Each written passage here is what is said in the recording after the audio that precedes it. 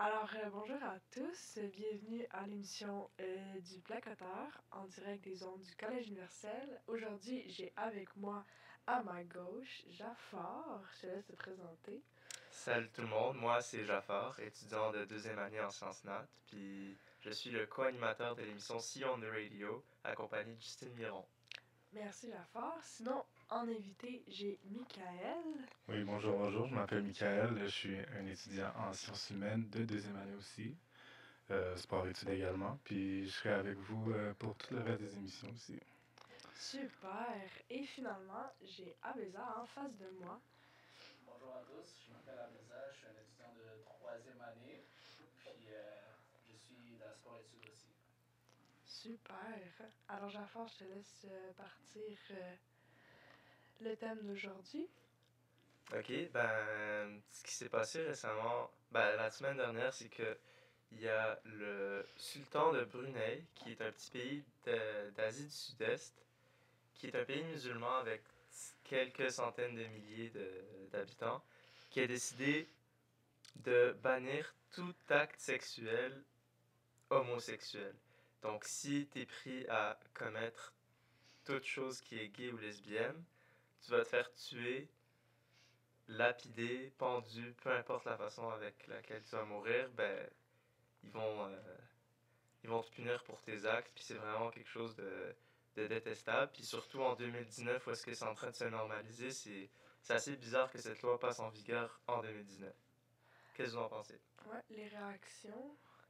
Donc c'est vraiment devenu légal, comme ils peuvent... Ça a été une loi, si tu te fais prendre à commettre tout acte sexuel en étant gay ou lesbienne, tu peux te faire tuer en te faisant lancer des roches ou en te faisant pendre ou même emprisonner. Peine de vie.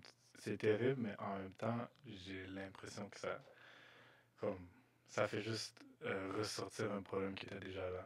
Comme maintenant que c'est légal, c'est sûr que ça apporte l'attention, mais c'est un problème qui est dans les pays, que ce soit africains ou asiatiques. Dans certains, comme l'inclusion sexuelle n'est pas vraiment là. Ouais. Puis, On voit que l'homophobie est toujours encore présente de nos jours, mais c'est dans des situations comme celle-là qu'on remarque que c'est plus que l'homophobie, c'est complètement c'est un la pays, ouais, c'est un pays arriéré qui n'a pas avancé, puis c'est ouais, comme tu dis, c'est de la haine, c'est juste, c'est pas humain en fait. Mais moi, ce que je trouve le plus bizarre, c'est que depuis toujours, dans certains pays, l'homosexualité, c'est mal vu. C'est pas nécessairement parce que quelqu'un le voit mal qu'il veut poser un geste de haine à la personne qui fait quelque chose comme que lui accepte pas. Mais c'est quand même pourquoi faire une loi en 2019 qui dit que t'as pas le droit?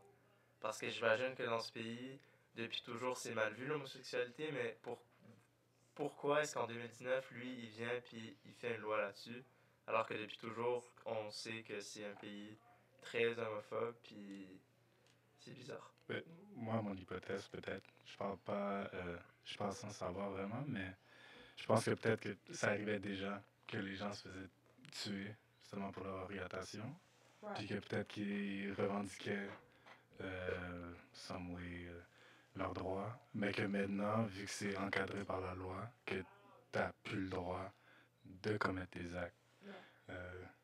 Ben là, ils n'ont plus vraiment de cas pour eux, pour se défendre. Mais je pense aussi de passer à travers cette situation dans l'actualité, c'est aussi pour faire un rappel qu'il faut faire attention aussi aux gens autour de nous.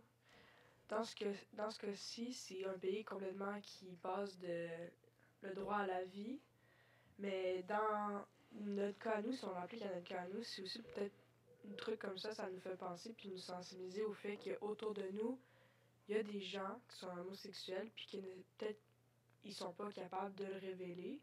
Puis des trucs comme ça peut les freiner à faire leur coming out. Puis je pense que c'est pas des choses qu'on doit promouvoir parce que déjà que c'est difficile pour certaines personnes, ils peuvent se sentir encore plus rabaissés suite au fait d'entendre ce genre de problème dans certains pays. Je suis tout à fait d'accord.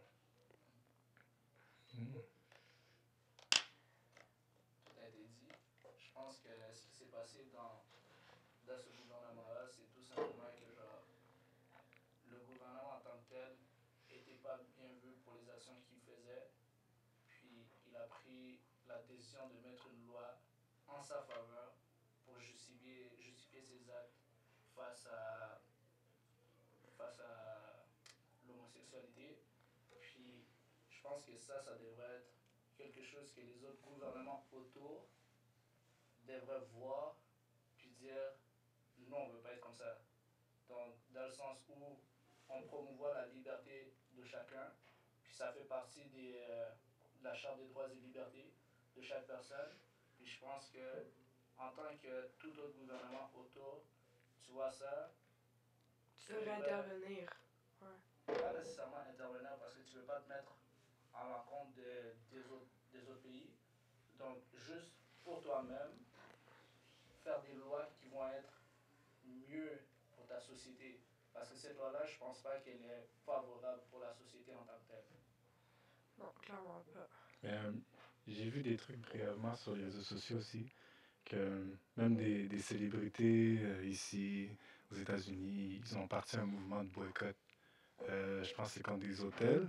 Des hôtels Ouais. financés par le sultan de Brunei. Ouais, justement, parce que c'est vrai que Moi comme aussi, j'ai vu ça.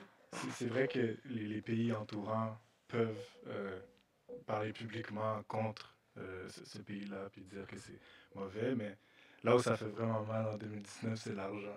Parce que c'est l'argent qui guide pas mal toutes les actions de nos gouvernements. Aussi, on peut faire mal en boycottant ce qu'ils leur donnent justement une partie de leur argent, mais peut-être que Ouais, ça tout à pourrait faire fait. une différence. Ouais, tout à fait. Je suis d'accord. On enchaîne avec le prochain sujet, Jafar? Ouais, je te laisse en parler, Justine. Mais d'abord, si on va plus du côté sport, personnellement, je voudrais savoir votre avis par rapport à la défaite récente de l'Impact de Montréal de 7-1. Je ne sais pas si vous avez suivi le match, mais c'était la pire défaite de l'histoire. Et j'aimerais savoir ce que vous en pensez, ce que vous pensez de l'avenir de cette équipe. Ben moi, personnellement, le soccer, c'est un sport que j'aime vraiment jouer, mais je le suis pas vraiment. Mais par contre, sur Instagram, sur la page de l'Impact, j'ai vu qu'ils avaient publié une grosse photo avec le score 7-1, alors que c'était leur défaite, et ils l'ont quand même publié comme ils l'ont écrit en gros, puis comme si c'était rien. Ouais, ils l'ont partagé. Ils l'ont partagé, puis ils ont montré comme le score très, très explicitement, alors que personnellement, je sais pas là, mais comme pour un club de cette taille, ça aurait pas nécessairement C'est pas le genre de fier, choses que tu veux montrer. Tu veux pas nécessairement poster ça. Donc c'est tout ce que je sais par rapport à ça. J'ai vu un peu des faits saillants du match, là. J'ai vu que c'était même rendu 7-0 à la comme 90e minute. Mais comment est-ce que leur saison va? J'ai pas vraiment suivi leur saison. Est-ce qu'ils sont quand même... ils gagnent beaucoup de matchs? Ou... Leur saison a bien démarré, surtout dans les premiers matchs. Et c'est comme cette grosse défaite qui a fait un clash avec la réalité de avant ce match. Donc, il y a beaucoup de gens aussi qui ont dit l'équipe est pas mal basée sur un joueur, Ignacio Piatti. Vu qu'il était absent au match, oui, ça a fait beaucoup parler.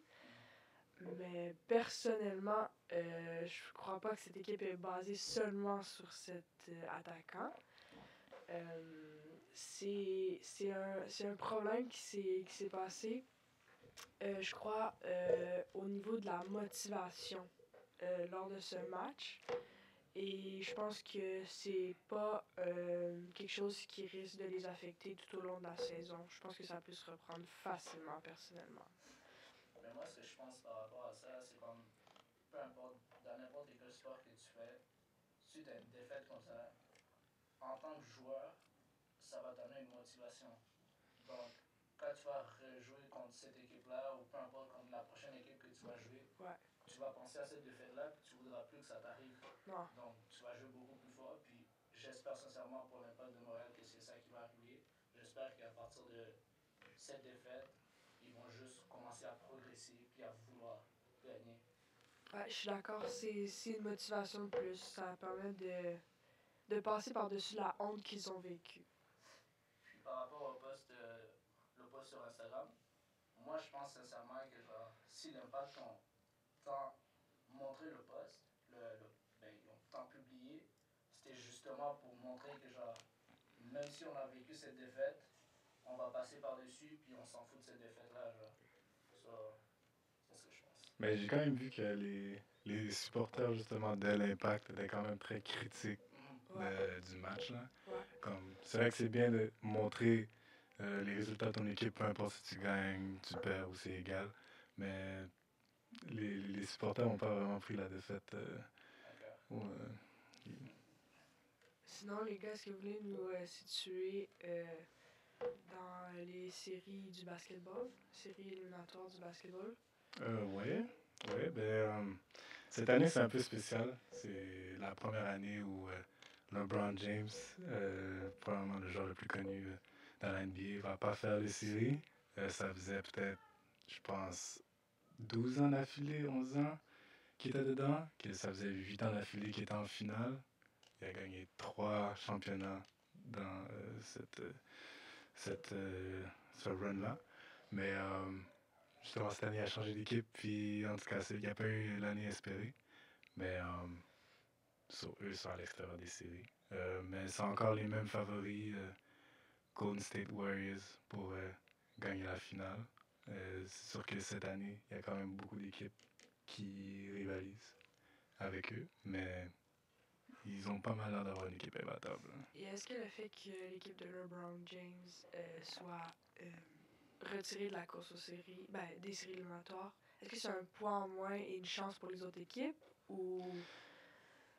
Sincèrement, pour l'équipe de LeBron James, moi, vraiment que LeBron se rend dans les playoffs, tout est possible avec lui. Comme on l'a vu récemment avec son équipe des Cavaliers, c'était aucunement la meilleure équipe de la ligue, mais il rendait son équipe en finale pendant 8 ans d'affilée. Donc, ce que je pense, c'est que le fait que LeBron James soit plus là, oui, ça enlève un poids aux autres équipes, mais comme on l'a vu dans la conférence de Golden State, c'est là que les équipes les plus fortes sont. Puis je pense pas que Golden State sont contents que LeBron James soit à l'extérieur, parce que ça leur donne une chance de jouer plus contre les Raptors. Non, pas Raptors, je suis désolé. Contre. Comment ça s'appelle déjà OKC, qui ont une chance de les battre. Moindrement, qui jouent vraiment bien. On a aussi Houston Rockets, qui ont une très bonne chance de battre Golden State. Donc je pense que le fait que LeBron James soit sorti, ça n'enlève pas un poids, peu importe. Je pense que l'équipe favorite pense toujours aux autres équipes aussi. J'aimerais rajouter à ça. Je pense que là où le poids a été enlevé, c'est plus dans la conférence où LeBron James était avant cette année. Parce que si vous ne connaissez pas trop le basket, il y a 2 conférences, il y a l'Est puis l'Ouest. Puis dans le fond, les 8 années où LeBron s'est rendu en finale, c'était dans l'Est. Mais là, il a décidé d'aller à Los Angeles, qui est dans l'Ouest. Puis l'association Ouest, c'est la plus forte dans la Ligue. C'est là où la majorité des meilleures équipes de la Ligue sont. Donc ça a été plus difficile de percer. Exact. Mais dans l'Est, ça a libéré la route pour toutes ces équipes-là que même s'ils étaient fortes, même s'ils pouvaient compétitionner avec les autres, ils ne se rendaient jamais en finale, ils n'allaient jamais gagner ce championnat-là parce qu'il y avait LeBron dans leur chemin. Donc cette année, on a vu beaucoup d'équipes émerger justement de cette ombre-là que LeBron a mis sur cette conférence-là. Puis ces équipes-là peuvent donner du trouble, peut-être possiblement à Golden State, mais ça reste à voir. Et pour rester dans le sujet du basketball, suite à votre saison, j'aimerais avoir votre opinion par rapport à votre saison de basketball à vous. Ce que vous en pensez et votre satisfaction ou votre insatisfaction suite à votre année. Je vais commencer par Abelza, parce que tu es un étudiant de 3e année et un étudiant dans les plus expérimentés et plus anciens. Donc, que penses-tu de votre saison cette année avec le collège, l'unique du collège? Honnêtement, dans mes 3 années que j'ai joué ici, je pense que ça a été l'année la plus palpitante que j'ai jouée. Donc, on voyait que l'équipe n'a pas nécessairement bien commencé, mais suite à la pause de Noël, vu un grand changement dans l'équipe. Puis ça, c'est quelque chose qui n'arrivait pas dans mes deux autres équipes. Avant ça, on commençait relativement bien. Puis ensuite, on faisait juste décliner. Alors que cette année, non pas au classement, juste à la motivation des joueurs, juste à la façon que les joueurs percevaient les autres équipes. On arrivait contre une équipe, puis les joueurs se disaient déjà, ah, cette équipe-là nous a battus par 20. Aujourd'hui, on va juste essayer de faire en sorte qu'ils ne nous battent pas par 20. Alors que cette année, on s'est fait battre par plus que 20, 2 fois contre Héritage. Puis on arrive au troisième match contre Héritage, puis les gars, ils arrivent devant moi, puis ils me disent, aujourd'hui, on va gagner la game. Donc votre mentalité a vraiment changé. Exactement. On joue extrêmement bien, puis on avait deux objectifs au début de l'année. En fait, pendant l'année, on a tourné à 3. Nos 3 objectifs étaient 1, de battre Héritage, 2, de remonter dans la section A, parce qu'on a tourné dans la section B, de remonter dans la section A, et 3, de se rendre le plus loin qu'on pouvait aux provinciaux. Puis parmi ces objectifs-là, celui qu'on a réussi, c'était de se rendre dans la section A, qui est déjà un très bon début. Puis je pense que ça, c'est juste un pas que on voit que genre l'unique a du potentiel, puis que dans la section A, on peut faire du dommage. Parce qu'aux régionaux, on l'a vu, on n'a pas très bien joué, puis on est déçu de ça, mais on a vu qu'on peut compétitionner contre les équipes du A, puis je pense que l'année prochaine, on va avoir une équipe aussi bonne et peut-être même meilleure que cette année, donc je pense que ça va très bien pour l'unique en ce moment. Mais tant mieux, je suis contente de l'entendre. Ouais, Abisa a quand même tout dit. Sauf que par rapport aux régionaux puis à nos espoirs pour l'an prochain, je suis quand même d'accord dans le sens où, comme, même si c'est allé comme pas vraiment comme on le voulait arriver aux régionaux, on est quand même ressorti de là comme, avec une confiance que l'année prochaine, on sait ce que ça prend. On a fait le travail pour remonter dans le A. On a fait le travail justement pour pouvoir compétitionner avec les grosses équipes qu'on n'était pas vraiment capable de compétitionner avec l'année passée. Puis on sait ce que ça prend. On a la chimie pour, on a la motivation, on a la bonne ambiance dans l'équipe. Puis je pense que comme l'année prochaine, on peut vraiment partir du bon pied, comme d'aplomb, dès le début. Puis sérieusement, si on continue avec la même motivation durant toute l'année, la même persévérance, tout le monde qui travaille aussi fort qu'on l'a fait durant la deuxième moitié de la saison, on peut vraiment faire des dommages. J'espère que ça va aller pour le mieux pour les années futures. Merci. À part le moral de l'équipe, est-ce que les supporters, ça vous change quelque chose lors des parties? À domicile, par exemple? Honnêtement, oui.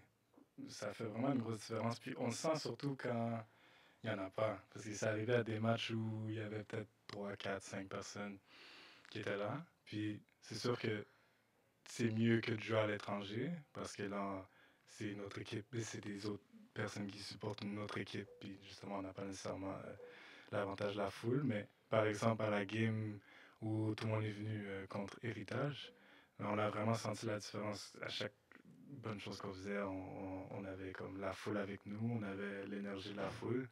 Puis honnêtement, c'est pas quelque chose qu'on a l'habitude d'avoir non plus. Mais quand c'est là, on peut le sentir sur le terrain. Puis on espère que ça va se reproduire plus souvent aussi. Donc on passe un petit message discret à tous les gens qui nous écoutent pour les années à venir, que ce soit le basketball, le soccer, le volleyball ou les autres équipes sportives. Je pense que ça a un impact de venir encourager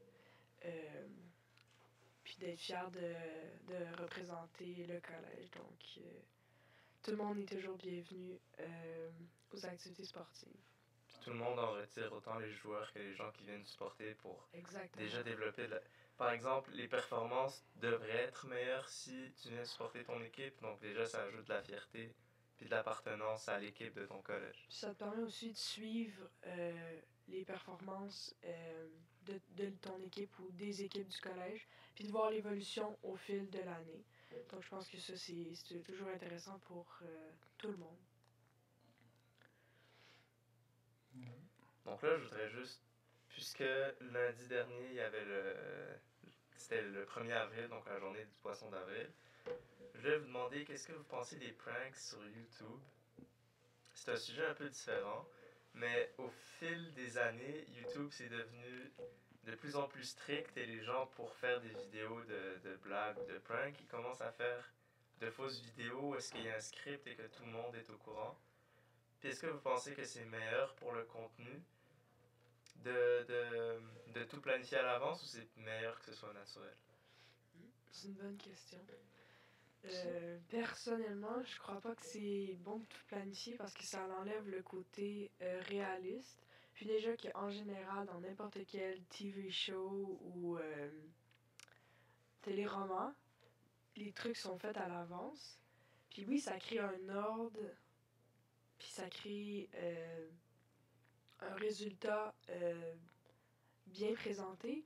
Mais je pense que pour les pranks, c'est quelque chose de complètement différent. Donc je pense qu'on ne devrait pas planifier, puis toujours avoir les réactions naturelles, parce que je pense que c'est évident, une réaction planifiée ou une réaction reproduite plusieurs fois, comparée à une réaction face à un prank complètement naturel. Et je pense que ça enlève, si on planifie, le côté spontané.